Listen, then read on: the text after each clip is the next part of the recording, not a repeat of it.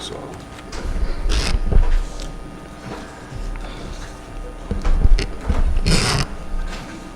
Rogerinho, estamos quietos hoje. Esse dispositivo do regimento Que foi? ele passou a ser aplicado agora nessa dimensão. Só para aqui estressar. Entendi. Você sarou, filho?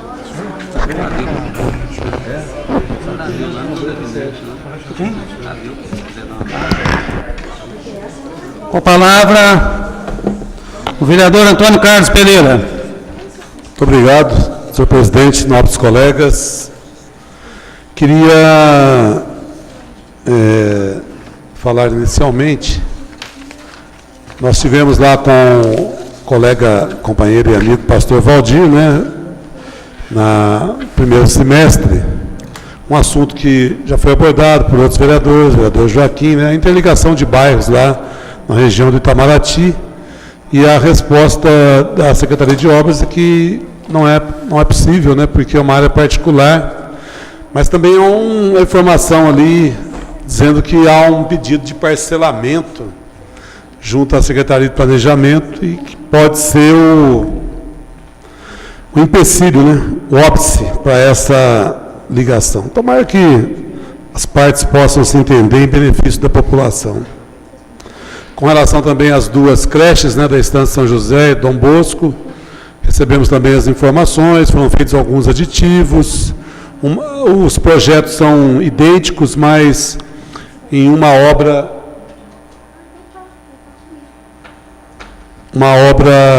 necessidade de fundação e tudo mais, ficou mais caro, alguns aditivos também foram feitos e as obras estão, né, pastor, em franco desenvolvimento. E, segundo a secretária de Educação, cerca de 45 servidores serão necessários para cada unidade. Eu queria também falar da presença da Polícia Militar na área central, presidente, nobres colegas. A população está gostando muito, viu?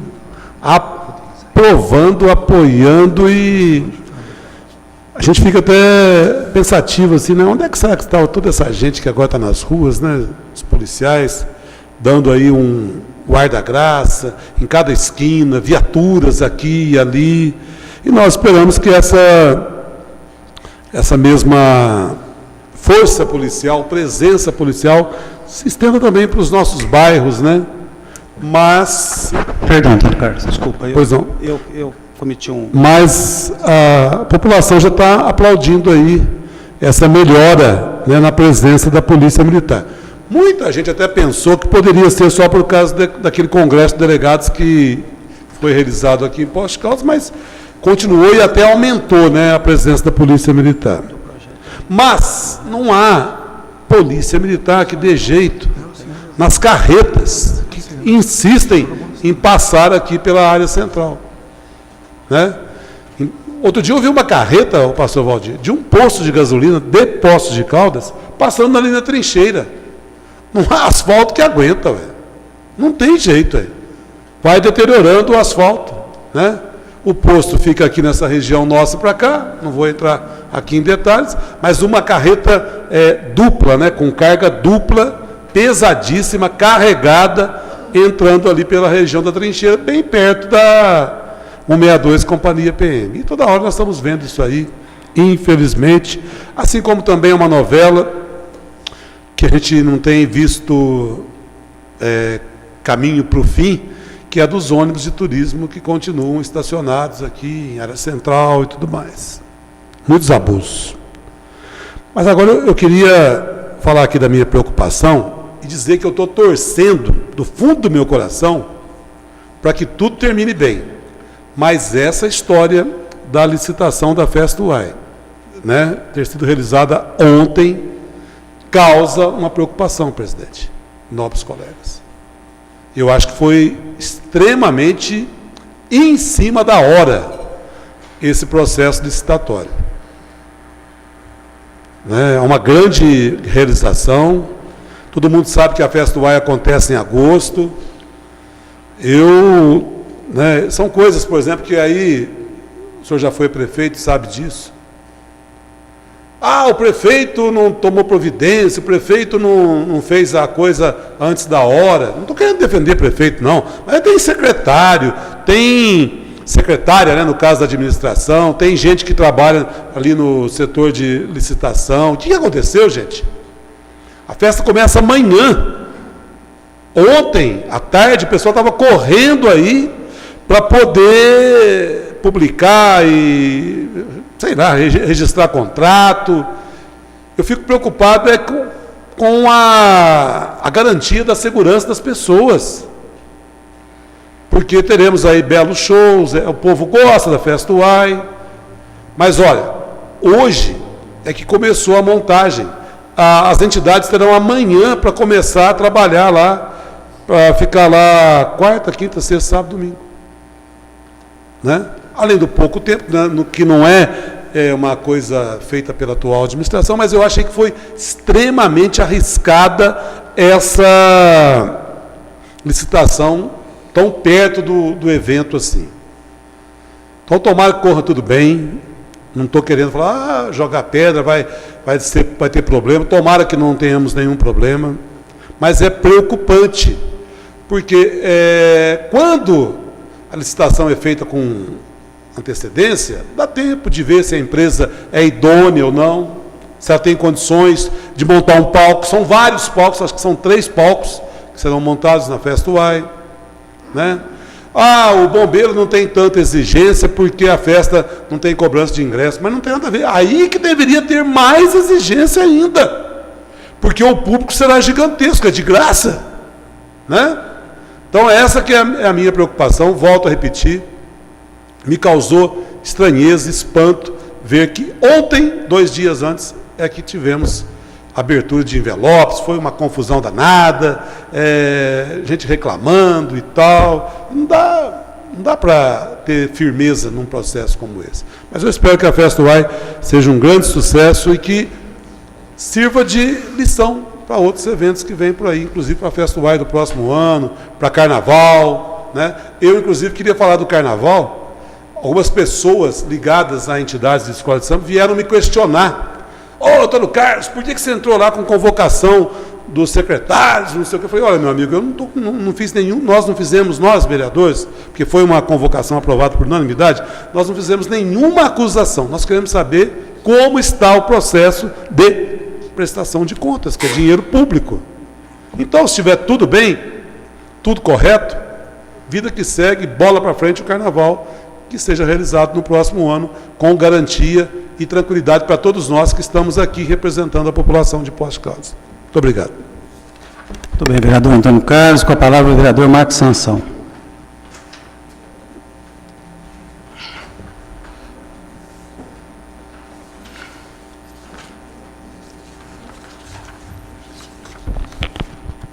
Senhor presidente, senhor secretário, nobres colegas vereadores, hoje eu queria apresentar, pedir permissão, senhor presidente, fazer a apresentação. Hoje é dia do maçom, e eu queria fazer a apresentação. Eu trouxe em primeira mão aqui, que não foi apresentado nem em loja ainda, um pequeno filme só para mostrar o que é a maçonaria. Ainda nós nem vimos, eu nem vi ainda, nós nem vimos, o Lázaro que me deixou esse filme hoje, só para mostrar para os vereadores o que é a maçonaria.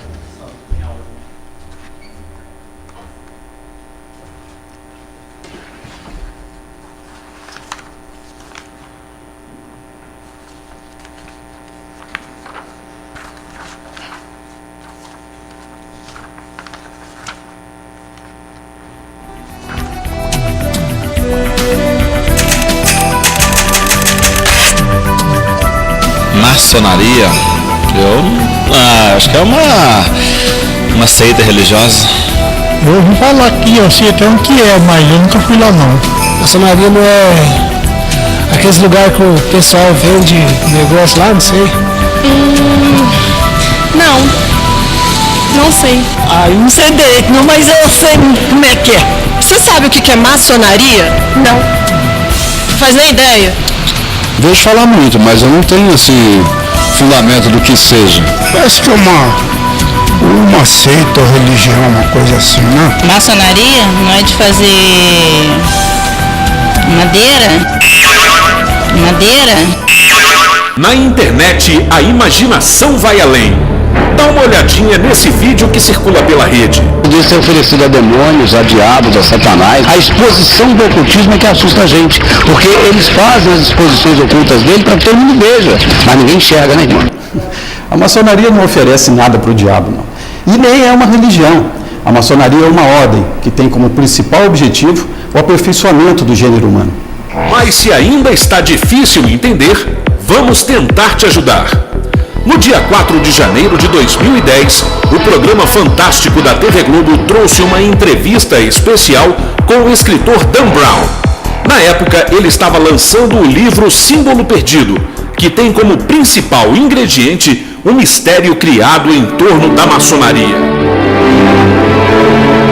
A República Americana foi criada por um grupo de maçons, entre eles Benjamin Franklin, John Adams e o primeiro presidente George Washington. Dan Brown lembra que o símbolo mais sagrado da nação, que está nas notas de dólar, é a pirâmide da maçonaria, encimada por um olho, que simboliza a sabedoria. Segundo o escritor, a pirâmide, incompleta, sem o vértice, é um símbolo de que o ser humano e o país nunca estão prontos, sempre podem se aperfeiçoar. No Brasil, a independência foi proclamada por um grão-mestre maçom, Dom Pedro I, e a República por outro, o Marechal Deodoro da Fonseca. Mas para quem acha que a maçonaria perdeu a importância hoje, basta dizer que 3/4 do Congresso brasileiro são formados por maçons.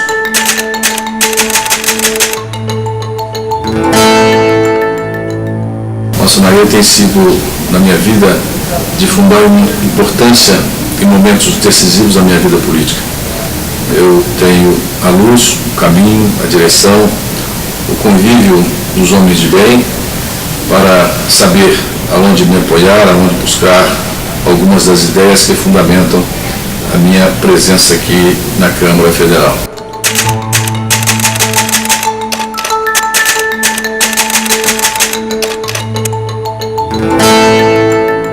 A minha história vem de longa data. Eu trago um patrimônio de família, de tradição, a história do meu bisavô, do meu avô e do meu pai, especialmente do meu pai.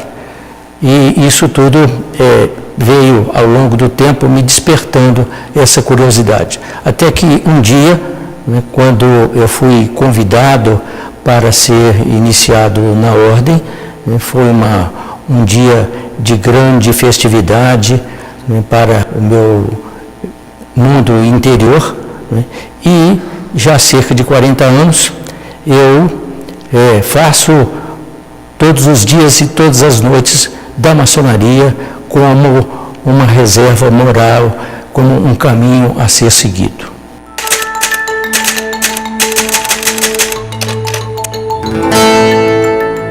A maçonaria, ela nos proporciona um grande aprendizado do ponto de vista intelecto-moral.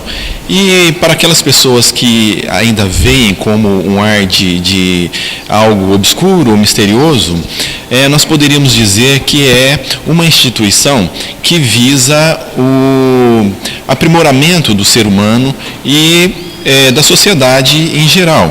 Para matar a curiosidade de quem não conhece, nós entramos num templo, repleto de símbolos por todos os lados. Alguns, digamos, diferentes. Bem no centro fica o altar do venerável mestre, que dirige a loja. E foi bem aqui que o Luciano ouviu o sim da Cielita. Um ano depois, eles estão de volta ao mesmo lugar, mas a família cresceu. Mesmo tão pequenininha, a Luciana já veio acompanhar o trabalho dos pais em um jantar beneficente. Ontem a gente passou o dia todo, saímos daqui 11 horas da noite, saiu a última daqui e hoje a primeira chegou antes das 8. É um trabalho feito com muito amor, a gente gosta muito do que faz, então pra gente é sempre um prazer. Eu gosto muito da preparação, eu sou assim, enquanto eu estou preparando eu estou muito feliz, então não vejo a hora do pessoal chegar para experimentar tudo. Se as mulheres tiveram trabalho na cozinha, agora é a hora dos maçons virarem garçons. trabalho que as Acácias faz junto à maçonaria é um trabalho bonito que compensa o nosso esforço aí todo dia. Muito bom, muito bem preparado, uma delícia, vale a pena. Traz muita satisfação para quem está participando e para quem está trabalhando. Eu acho que isso que é importante, né? E poder ajudar os outros. Esta é a participação da família na maçonaria. Isso que vocês acabaram de ver é a ação das fraternidades femininas. São as esposas dos maçons que fazem esse trabalho maravilhoso. E não é só isso, os filhos dos maçons também participam. Veja, por exemplo, o trabalho das filhas de Jó. São meninas que têm de 9 a 14 anos e se encontram sempre em templos maçônicos e fazem um cerimonial muito bonito, o que chama bastante atenção. Isso também sem falar no trabalho social que elas fazem, que é muito importante. Nós também temos os lautos, que são meninos de 7 a 14 anos, que também se encontram nos templos sempre na presença de um maçom, onde eles recebem instruções voltadas para a educação e os bons princípios. E a partir dos 14 anos, o menino pode iniciar-se na Ordem Demolei, uma entidade paramaçônica e que realiza também um trabalho muitíssimo importante na comunidade.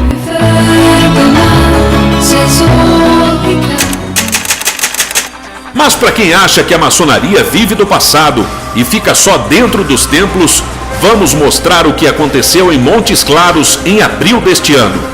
Os grãos-mestres das 3 potências regulares do estado se reuniram para receber o governador Antônio Anastasia, que se comprometeu a concretizar as solicitações dos maçons da região. Senhoras e senhores, tenha certeza absoluta de que haverá um empenho extraordinário do nosso governo, o que já realizamos e que estamos realizando para realizar essas obras. A nossa ordem existe em todo o mundo. E em todos esses países, ela é respeitada pelo exemplo de seus membros dentro e fora de seus templos. Ela aceita todas as crenças religiosas e somente inclui em seus quadros aquele que crê em um ente criador. Os maçons de todos os recantos da terra se irmanam e honram o lema que a tornou conhecida em todo o mundo: liberdade, igualdade e fraternidade. Agora você já sabe o que é a maçonaria. Uma ordem que já fez tanto no passado, que é comprometida com o presente e que muito ainda tem a fazer para o futuro.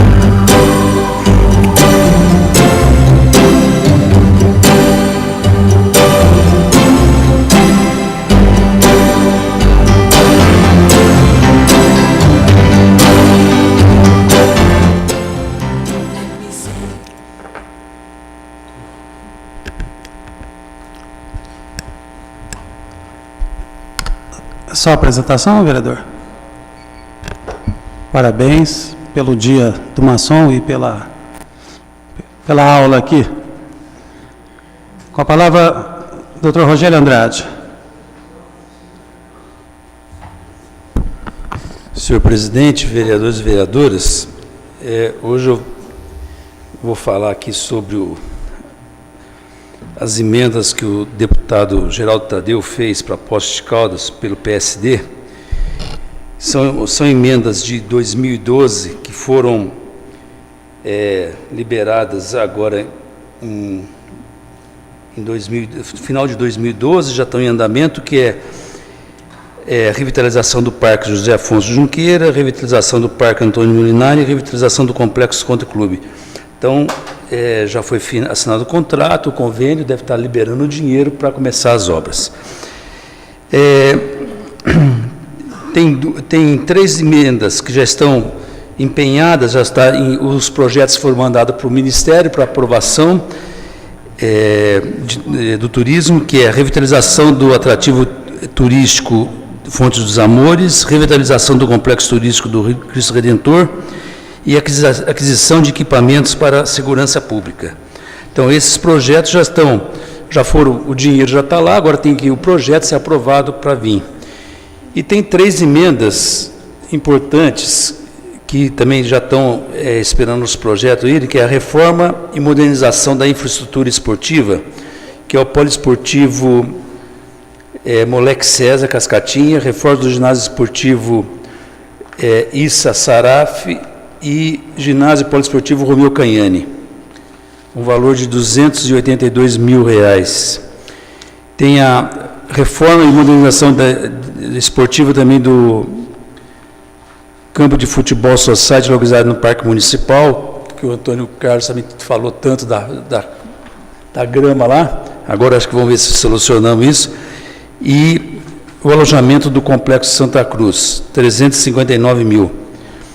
Reforma do ginásio esportivo Juca Cobra, do estádio municipal João Batista Gonçalves, Complexo Aquático Maria Cristina Bianchi Junqueira e o Complexo Esportivo do Lazer Bosque Municipal Gustavo Henrique Teixeira Utsami, bairro Santa Rita, 338 mil. Eu acho que essas emendas aqui vão vir um dinheiro para o município poder fazer alguma coisa, e também convidar os colegas para sexta-feira de manhã vai ter uma reunião aqui sobre turismo, que é para discussão sobre a profissionalização do turismo. Nós temos que pensar muito nisso. Posto Caldas é uma cidade que tem um atrativo turístico grande, nós temos várias coisas turísticas, mas nós não estamos profissional no turismo. É uma indústria que eu sempre falei que a maior indústria que nós temos no mundo hoje é o turismo. Posto de Caldas tem ela na natureza, no natural está aí, a cidade é acolhedora, o povo é acolhedor, a cidade é gostosa e nós não temos profissionalismo no turismo. Aí a gente vê ônibus parando de qualquer jeito, cada um manda do jeito que quer, faz do jeito que quer, então nós temos que profissionalizar. Então, essa discussão de sexta-feira era para a gente começar a conversar sobre isso, para ver quais os rumos que nós temos que tomar e aí começar a ter um caminho. Vamos profissionalizar, vamos trabalhar como, vamos trazer curso para profissionalizar o turismo, vamos trabalhar com iniciativa da PPP, o que nós vamos fazer? O que nós vamos fazer? Reformamos as termas, que bonito, o governo de estado gastou maior fortuna nas termas, está bonito, e aí, quem vai tocar as termas? Quem que vai fazer as termas gerir aquilo? Vai ficar do jeito que era antigamente, esperar ficar velho, para depois a gente pedir dinheiro de novo para o governo de estado, reforma ela de novo, e aí vai ficar velha de novo. Ou o Palace Cassino, vamos fazer, está lá reformando, nós vamos fazer lá o teatro, e aí? Vai ficar velho e nós vamos pedir dinheiro de novo para reformar? Como nós vamos manter isso? Então não adianta só vir fazer a reforma, nós temos que saber usar isso. Então a discussão é isso, vamos reformar a URCA, vamos fazer o que da URCA? O que nós vamos ter que fazer? Qual que é a intenção? A URCA tem história, o Palace Cassino tem história, as termas têm história, então eu acho que está na hora de discutir o que a gente vai fazer. A prefeitura tem capacidade de gerir isso ou não? Se ela tiver capacidade, então vamos treinar quem está lá, vamos fazer. Não, é melhor partir para uma iniciativa público-privada. Como nós vamos fazer isso? Como será feito isso? Nós temos que pensar no município de Poços de Caldas. Isso vai ser a grande fonte de renda. Você vê, a Alcoa hoje está desativando uma linha que saiu aí. Quanto tempo dura mais a fábrica aí? Não sabemos. O que nós temos aí de indústria que está aí na natureza? É a indústria do turismo, a região. Eu acho que a gente tem que começar a discutir isso, Paulo. Todo mundo acho que tem que participar disso, porque é o grande futuro nosso. Poços de Caldas precisa de ativar o turismo. Nós já fomos centro de turismo no Brasil e hoje nós estamos perdidos. Hoje nós fazemos turismo de baixa renda. Não que eles não possam frequentar, mas Poços de Caldas precisa melhorar o rendimento, para a população reverter dinheiro para a população para fazer. Hoje, é um pensamento que eu tenho. A gente participou da administração passada, está nessa administração. Eu tenho medo de falar isso, mas eu acho que se Poços de Caldas continuar no ritmo que está, ela não é sustentável. O que ela arrecada não consegue manter a qualidade de vida que ela tem hoje. Como nós já caímos no DH, a tendência nossa é cada vez cair mais se a gente continuar fazendo isso. Porque o custo é muito caro e o município já não tem como arrecadar mais. Não tem jeito. Então nós temos que trazer indústria. A briga está no Brasil inteiro de trazer indústria. Todo mundo quer trazer indústria. Nós temos uma indústria natural, que é o turismo. Vamos investir nela, não precisamos trazer nada, já está aí. Está aqui, Poços de Caldas, beleza, bonito. Tá aqui, qualquer ângulo que você vê Poços de Caldas é uma cidade bonita. Você pega qualquer fotografia, todo mundo encanta com Poços de Caldas, todo mundo tem. Se você perguntar em qualquer lugar desse país e falar de Poços de Caldas, eles vão lembrar. Ou é a terra do de mel, ou foi a terra do cassino, ou foi as termas. Sempre tem uma referência. E nós estamos perdendo isso. Então está na hora de resgatar. Então eu acho que sexta-feira é uma hora boa para a gente começar a fazer uma discussão sobre isso. Ver qual que é o rumo que a gente quer do turismo. Porque dinheiro no governo federal para o turismo tem. Nós temos que buscar. Está lá. E para buscar dinheiro lá é só com projeto. Não adianta chegar lá, bater na porta, me dá dinheiro. Não dá. Tem que ter projeto. E eu acho que nós temos que fazer isso. Temos que ir lá buscar o dinheiro, está lá, com projetos. Tem que ser arriscado, pensar grande, trazer. Vamos ter uma reforma do aeroporto? Para quê? Temos que pensar em trazer uma companhia aérea. Para ter uma companhia aérea aqui tem que ter passageiro. Para ter passageiro, para vir para Poços de Caldas, só com turismo. A característica da cidade não é para viajar. A cidade vive em torno da região. Ninguém vai de avião para Campestre, ninguém vai de avião para Caldas, entendeu? Ninguém faz isso. Então, nós precisamos pensar que precisamos trazer turista para cá. E isso vai trazer companhias, vai divulgar. Então, eu acho que é isso que nós temos que pensar. O como podemos aumentar a arrecadação de Poços de Caldas com isso. Igualzinho a Regina já brigou tanto pelo CEFEM, é uma forma de arrecadação. Mas é um fim, vai ter um fim ali, vai parar a mineração, vai acabar uma hora.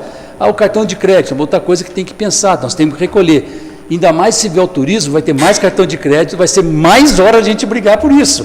Então, nós temos que criar um mecanismo de trazer dinheiro para o município. Na hora que você trouxer o turismo e tiver uma cobrança no cartão de crédito dos impostos, vai aumentar a arrecadação. E o que nós vamos ganhar? Vamos melhorar as escolas, vamos melhorar a saúde, vamos melhorar o trânsito, vamos melhorar as condições de trabalho, o salário de Poços de Caldas. Então, convido a todos para a gente poder discutir isso na sexta-feira de manhã. Obrigado. A palavra é a vereadora Maria José Escaciotti. Senhor presidente, senhores vereadores, demais presentes. Bom, hoje eu vim aqui porque essa tribuna muitas vezes é ocupada para se falar sobre a questão de cobrar do nosso governo do Estado de Minas Gerais, mas é preciso lembrar que a nossa conjuntura atual realmente não anda muito bem. Nós estamos com algumas dificuldades de exportação, importação, perda, né? Nós estamos vendo que hoje o Congresso deve ter votado, segundo o senhor Renan Calheiros ameaçou, inclusive, o Planalto, né, para que hoje colocasse em votação algumas coisas que trariam grandes prejuízos ao nosso governo federal, principalmente o veto dos 10% do fundo de garantia para quem é mandado por justa causa, que dá uma arrecadação ao governo federal de 3 bilhões e que é o mantenedor do projeto Minha Vida, Minha Casa, não é? Minha Casa, Minha Vida, desculpa, que todos os brasileiros aí têm ganhado, e tem um certo aperto lá. E nós temos visto que, inclusive, os estados também estão ficando cada vez mais apertados, porque as desonerações do IPI, quer dizer, retirada a queda do IPI para que se possa fazer carros mais baratos, outros produtos mais baratos, a famosa CID, né, que se tornou até cômica há anos atrás, que era realmente um imposto cobrado e que muita gente não sabia, fez com que os estados acabassem ficando, o repasse do governo federal para o Fundo de Participação dos Estados caísse e isto refletisse nos municípios. Então, os municípios estão sim com um problema de repasse que vem de um primeiro ponto e chega até aqui para nós, e nós não temos muitas vezes, o Estado é penalizado pelo próprio governo federal. A gente sabe que não há nenhuma mágica contábil, mas que nem há poder político que crie soluções, né, que tirem da manga da camisa, mas os recursos públicos que nós temos assistido aí em volta do nosso Congresso Nacional para que se vote a favor, né, e que ultrapassa a faixa de mais de 1,5 bilhão para que se faça com que vote a favor do governo federal, tem feito também isso, me deixa um pouco indignada, tem hora, nessa questão. E falar que isso é política, a gente sabe que não é. Tantos escritores já falaram, tanta gente já escreveu, há milhares de tempos a gente estuda isso não é política, isso é manutenção de poder. Então, há uma coisa bem diferente. Então, nosso trabalho é mesmo servir com honestidade, é planejar, é realizar mesmo, né? É tornar mais política ainda e politizar mais ainda a nossa comunidade. Trazer cada vez gente mais, deixar a política é assunto que se discute, sim, não é? em qualquer momento, em qualquer ponto, porque nós precisamos disso para que a nossa população possa reconhecer, inclusive o nosso trabalho aqui, que não tem mágica. Se não há dinheiro que venha lá de cima, que venha do Estado e chegue também no município, o município, como o próprio doutor Rogério acabou de explanar aqui, fica sem condições para fazer tudo aquilo que nós temos e solicitamos muitas vezes aí. Agora, um outro fato que também me deixou muito feliz, agora nesse último dia 16 de agosto, aqui pelo nosso Jornal de Posse, o governo mineiro, o nosso governador Anastasia, aí, ele criou um seminário de medidas socioeducativas em meio aberto para atender os jovens dependentes químicos de forma diferenciada, né, evitando que eles fiquem presos, né, com sanções privativas, de forma diferenciada. E é interessante que a iniciativa do Estado é tornar conhecidas essas medidas em meio aberto, é inédita no Brasil e é em corresponsabilidade com os municípios pela execução. Né? Então, a SUASE, que a Secretaria que é responsável, já programou aí para mais 13 cidades essa capacitação. Quem sabe Poços de Caldas esteja na próxima, visto que nós estamos nos referindo muitas e muitas vezes aí na questão desse jovem usuário de droga, que muitas vezes nós não sabemos aonde colocá-lo, ou nós muitas vezes falamos, vamos colocar em clínicas como se afastando o problema das nossas vistas se resolvesse. E a gente sabe que não. Então, os parabéns ao nosso governo aqui, que nós aqui nos municípios que serão os contemplados, possam fazer esse trabalho aí de respeito, porque esses jovens são filhos de alguém. A parceria público e privada que nosso amigo doutor Rogério, o nobre Edil, né, referiu-se aqui, é uma coisa que eu venho estudando já há algum tempo, estou inclusive aqui, porque a lei é federal, mas nós temos para quem todo sul, a 14868 de 16 de dezembro de 2003, é a nossa lei de Minas, é o Programa Estadual de Parcerias Público-Privadas do Estado de Minas Gerais, faz uma série de propostas aqui para que se possa acontecer, mas não é uma coisa que possa acontecer da noite para o dia. Tem de ser muito bem vista, porque os prazos às vezes são muito longos. Então, não é deixar de gastar, mas é gastar de forma equitativa, de forma honesta, de forma, não é doar o bem público. Nós já assistimos isso, e isso muitas vezes não dá certo. Né? E depois a coisa, ninguém tem dono. Veja aí a questão do nosso monotrilho, que acabou sobrando na mão da atual situação hoje, e que precisa se tomar uma medida. E agora? Quem é que é dono disso tudo? Então, não era uma parceria público-privada, mas foi uma coisa feita para a cidade aí. E por último, que eu quero convidar, não sei se todos viram, lá nós estamos realizando dia 26 e 27 aqui na PUC, um congresso internacional sobre discriminações, uma visão multidisciplinar, com professores que virão da Universidade de Coimbra, da Unicamp, nosso professor Ricardo Antunes, para quem não conhece, é um sociólogo fantástico aqui da Unicamp, vai a partir das 9 horas da manhã, lá no nosso auditório 2, dia 26/8, discriminação, sociologia e economia do trabalho, nas 14 horas, discriminação, comunicação social e planejamento urbano. Há também, para quem gostaria de colocar seus trabalhos, mas como não é o caso, eu acho que é uma oportunidade legal, porque vai haver um debate muito interessante com pessoas aí de fora do nosso país, com os nossos aqui, nossos professores e professores da região, para se debater essa questão que diz a todos nós a respeito das discriminações. E a discriminação é que deve ser combatida, mas só se podemos combater quando nós a entendemos e a respeitamos em primeiro lugar. Muito obrigada. Com a palavra o vereador Tiago Cavelain.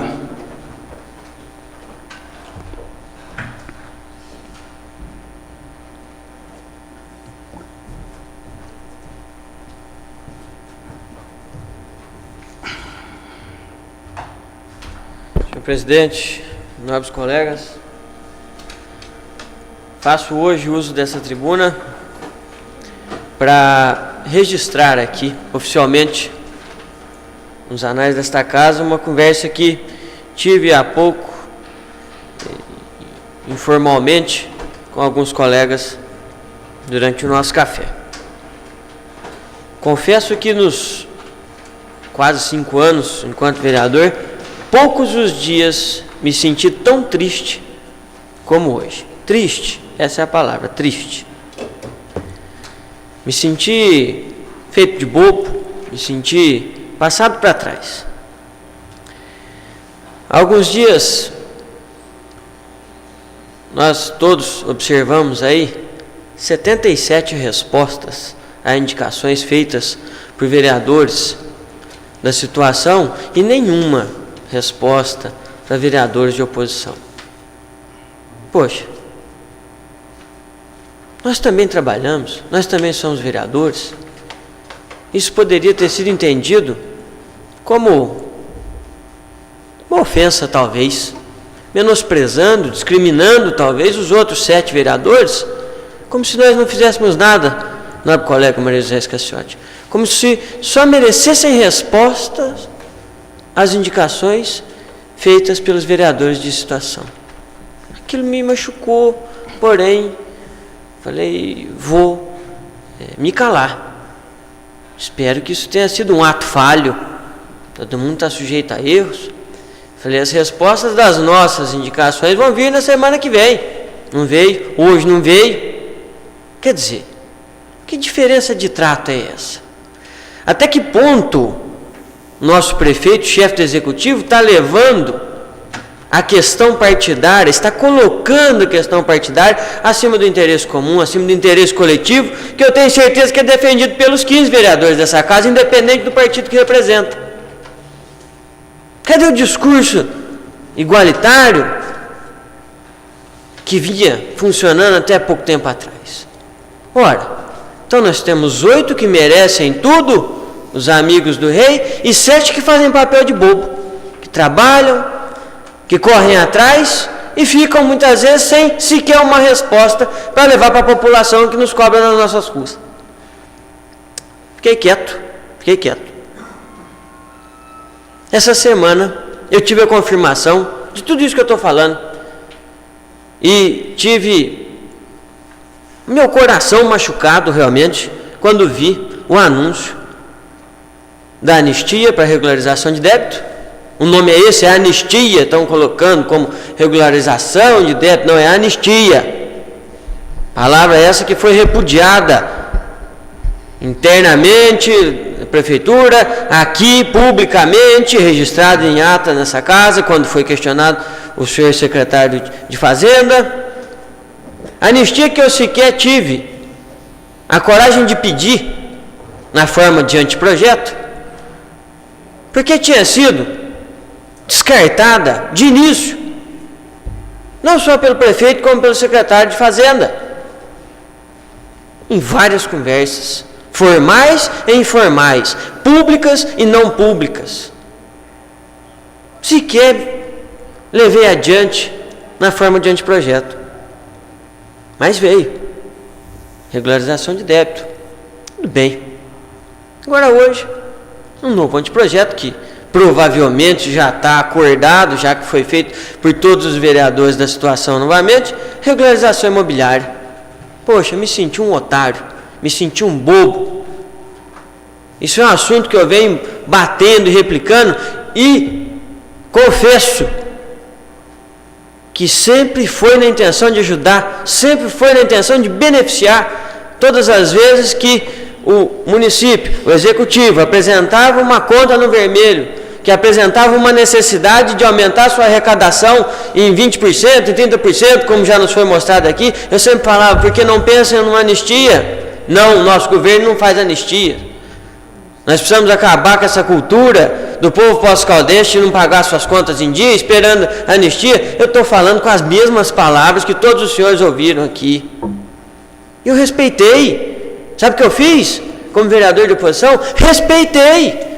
Falei, se essa é a forma como eles querem conduzir, boa sorte, que dê certo, tomara, não sou eu que vou atrapalhar, não sou eu que vou fazer o prefeito e a sua equipe negar um anteprojeto ou entrar no embate com um vereador em função dessa ideia. Respeito a ideia deles. Mas vi que eles não respeitaram a minha. Vi que eles passaram por cima da minha fala, fácil, rápido, porque eu falei. Não me deram ouvidos. Os vereadores de situação falaram e imediatamente foram atendidos, de um dia para o outro. Como vão ser atendidos agora no projeto de regularização imobiliária?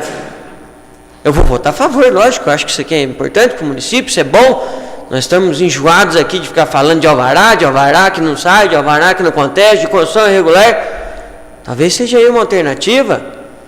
Glória, que bom que esses nobres colegas vereadores tiveram essa brilhante ideia da anistia. Ideia que eu já tinha expressado e sequer obtive resposta. Aliás, as poucas respostas que eu obtive foram negativas.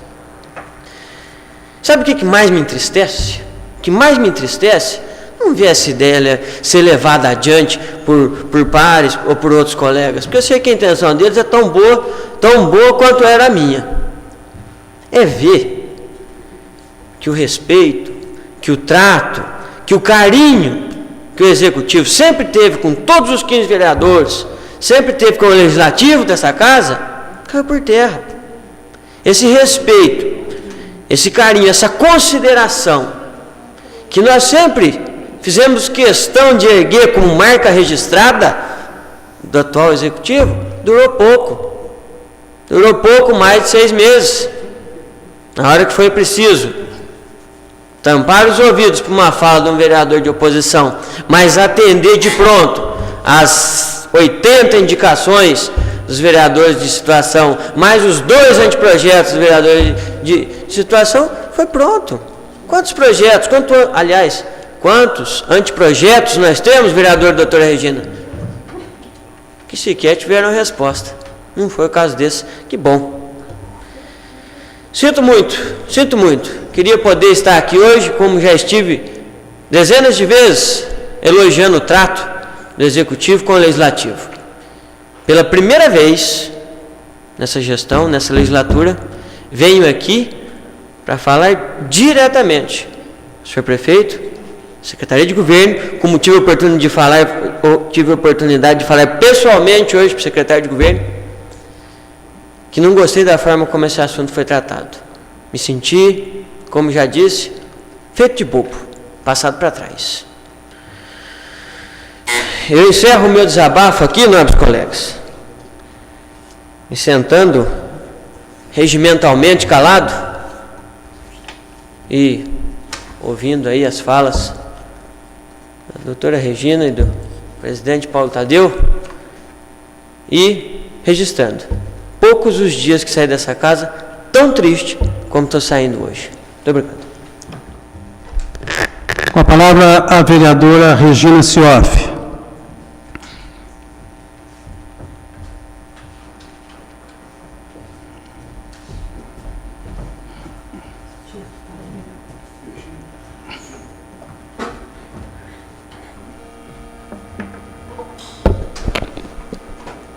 Senhor presidente, caros colegas, cara colega vereadora. Hoje também, Tiago, eu, infelizmente, vou fazer aqui uma lamúria, né, vamos dizer assim. Mas é que realmente chegou num ponto complicado. A impressão que se dá em relação às respostas aos pedidos de informação é que essa vereadora está tentando conturbar o governo, ou prejudicar o governo, ou prejudicar o andamento do governo. Mas a minha intenção nos pedidos de informação são complexos? São.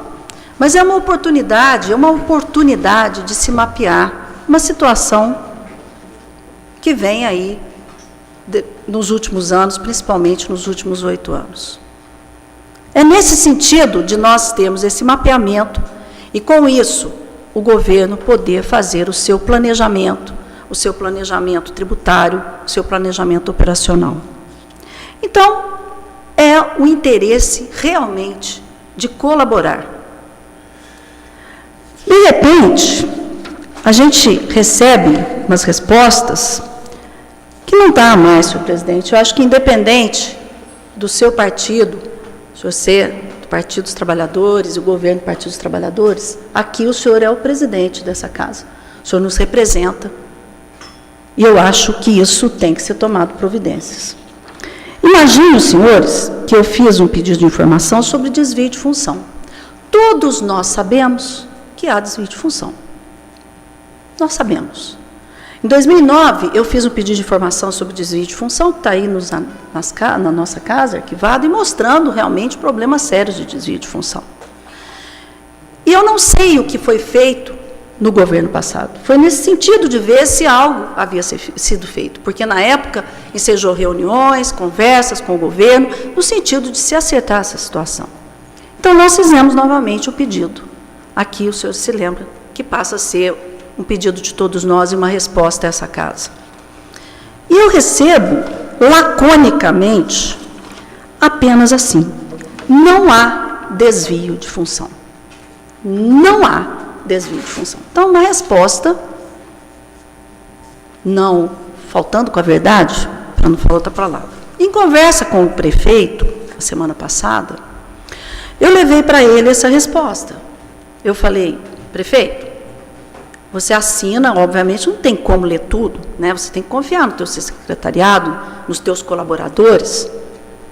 Ele falou para mim: mas está melhorando essa questão do desvio, nós estamos trabalhando nisso.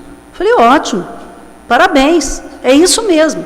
Agora, a sua secretária me responde que não há desvio de função. Ou seja, mente para essa casa. Mente para essa casa. Como que nós podemos aceitar uma situação dessa? Uma outra coisa, nessa minha convicção da CEFEM, eu faço um pedido de informação, dá a impressão que eu sou inimiga. Vereador Zé Maria, dá a impressão que eu sou inimiga. Né? Dá a impressão que eu sou errada. Me provem que eu estou errada. Me provem. Me provem, vereador Lical, que eu estou errada. Aí vem a seguinte resposta. Eu pedi algumas documentações. Vem a seguinte resposta: setor de fiscalização tributária que, abre aspas, reiteramos o exposto no preâmbulo deste relatório, informamos que a fiscalização não recebe ou envia informações que devem guardar o sigilo fiscal a terceiros, empresa de consultorias ou entidades com qualquer denominação, visto que trata-se de pessoas estranhas ao quadro da administração e desprovidas de competência legal para esse procedimento.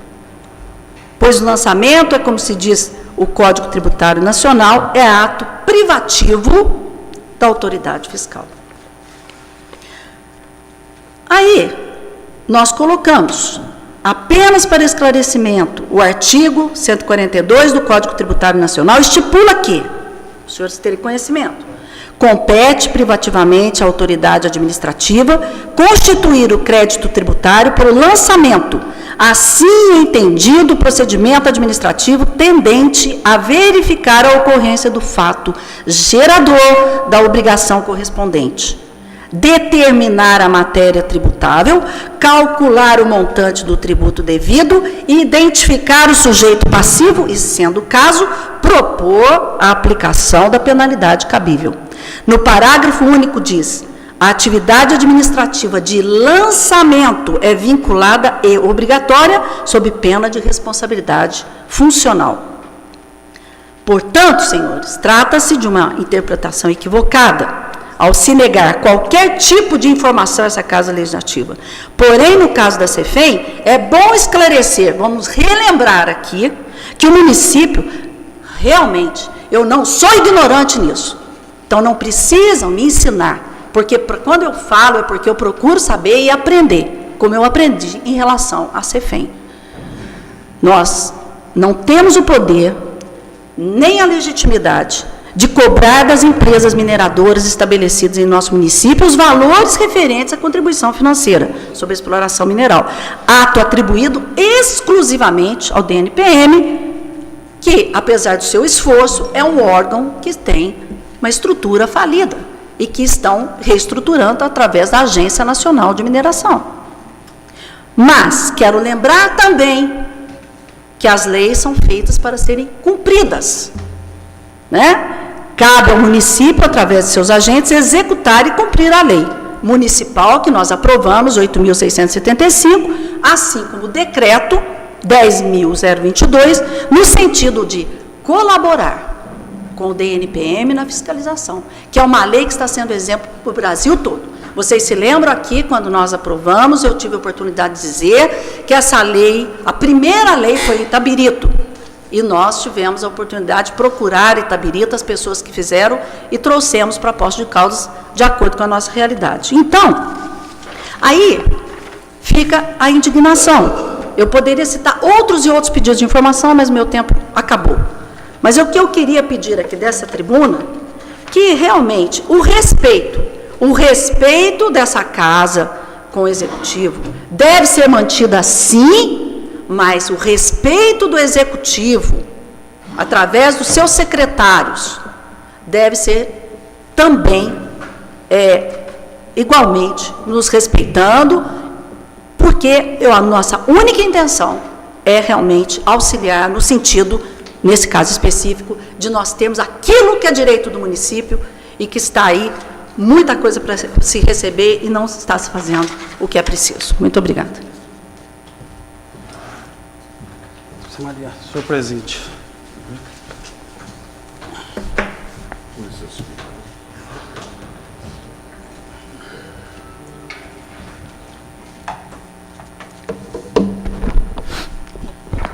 Senhor presidente,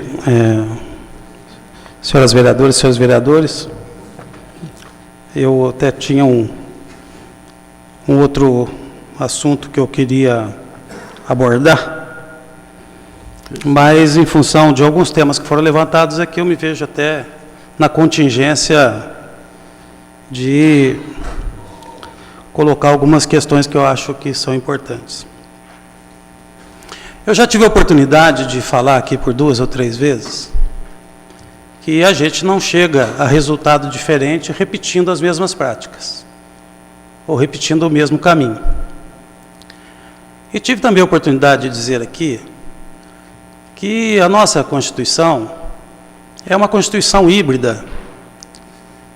Nós temos uma Constituição parlamentarista com um presidencialismo forte, centralizador, como resultado das dificuldades e do momento que o Brasil vivia quando nós construímos essa Constituição, que tem uma série de distorções que precisam ser corrigidas urgentemente. Entre elas, por exemplo, um Ministério Público partidarizado, completamente incapaz de compreender o seu papel republicano, que alimenta uma indignação seletiva na sociedade e que ainda se arvora o direito de defender o seu papel policial, com todas essas distorções. Então, as indicações dos vereadores, indicações dos deputados, de certo modo, elas ficam muito no limite do papel do vereador de ouvir a população e no limite das atribuições do Executivo. E, frequentemente, um ou outro poder ultrapassa essa fronteira, criando dificuldades de compreensão, de entendimento, e até favorecendo, por exemplo, a ação política em função dessas indicações. Gostaria de dizer que eu estou solidário com o vereador Tiago, até porque também não recebi nenhuma resposta às minhas indicações, que são poucas, mas não recebi nenhuma. Então, somos 8-7 na direção contrária.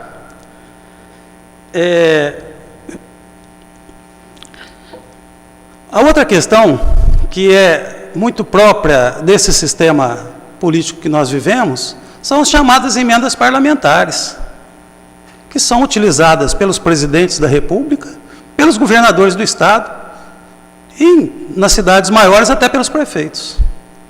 Não é segredo para ninguém que frequentemente se toma essa tribuna para anunciar emendas parlamentares de deputados estaduais, que são, evidentemente, atendidos também em função da sua relação solidária com o governo do Estado. E assim também no governo da União. Então, são distorções que existem e que precisam ser corrigidas numa reforma política. Sem reforma política, essas questões não se resolvem. E a reforma política fundamental é aquela que ouvirá o povo. A reforma política que se pretende fazer a paredes fechadas no Congresso Nacional não corresponde ao momento que o país vive e não corresponde às novas exigências da sociedade brasileira. Não podemos ter medo da população. O povo saiu às ruas, vamos lá, vamos conversar com eles. Mas não é só isso, é agora ouvi-los também. O que vocês querem nessa reforma? Reduzir o número de partidos? Acabar com o financiamento privado das campanhas? O que a população quer? Acabar com o voto obrigatório? Por que não ouvir a população? Então, isso que nós vivemos aqui, de certo modo, é resultado dessas particularidades do nosso regime político. E, com frequência, nós vamos ser contrariados em algumas das nossas demandas, das nossas necessidades e daquilo que a gente propõe para o município, para a nossa sociedade e, sobretudo, para as nossas bases de apoio. Mas há também, senhoras vereadoras, senhores vereadores, há também no Brasil uma cultura de queixa, que tudo piorou. Eu vou dar um exemplo. Para uma inflação de cerca de 50%, de 2005 para cá,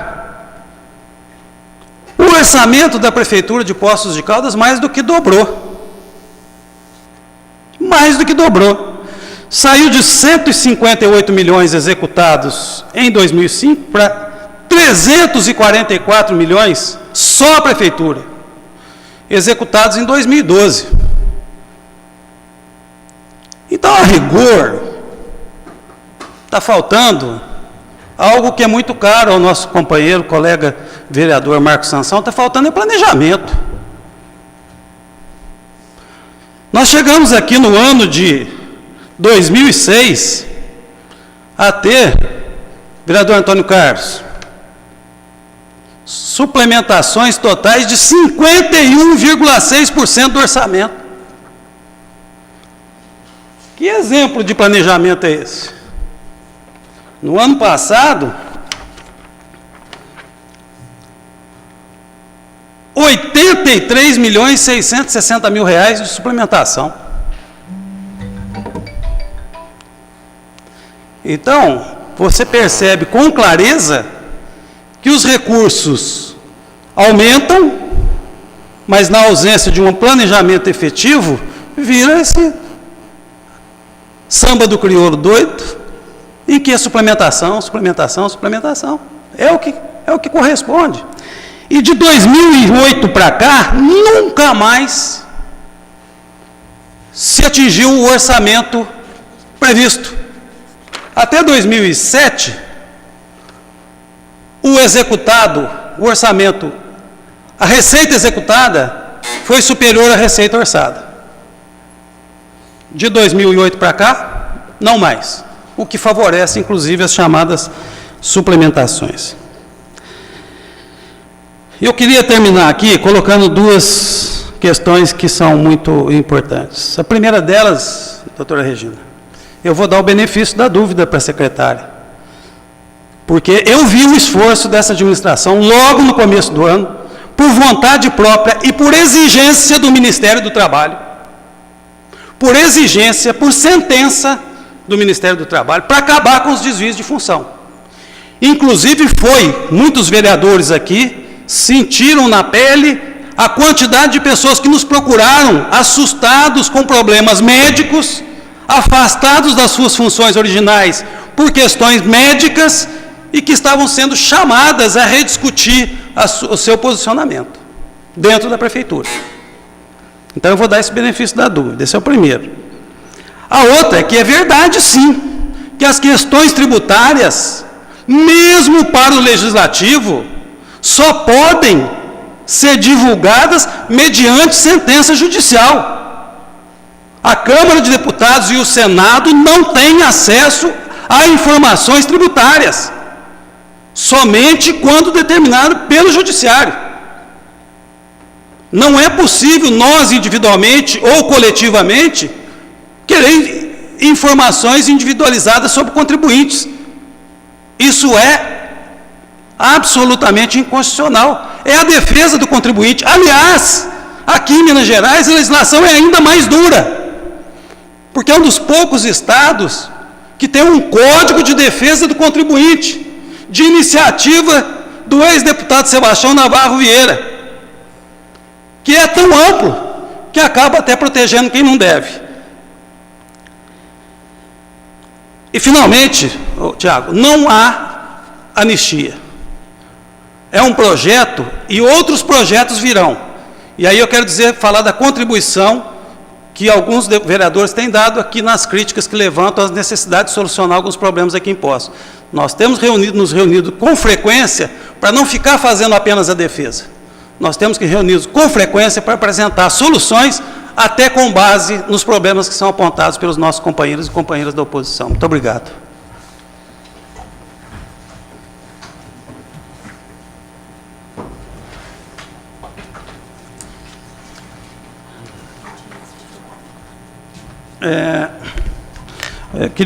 Tem dois avisos aqui. Na quinta-feira, às 17 horas, tem aquela audiência pública obrigatória da apresentação de relatório de gestão do Sistema Único de Saúde, referente ao primeiro quadrimestre de 2013.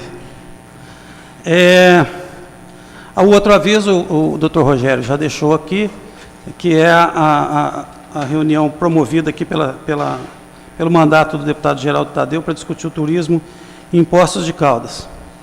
E no final aqui, eu preciso só de 5 minutinhos com o grupo aqui, mas é só 5 minutos mesmo.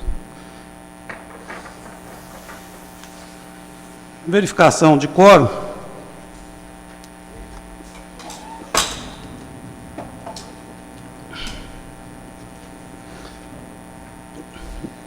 Doutora Regina não justificou. Justificativa do Flávio e do doutor Rogério.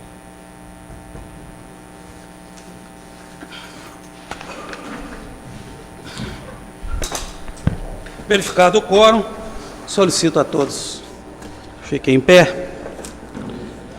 Sob as bênçãos de Deus, declaro encerrados os trabalhos da presente reunião e solicito a todos que saudemos o pavilhão nacional com uma salva de palmas.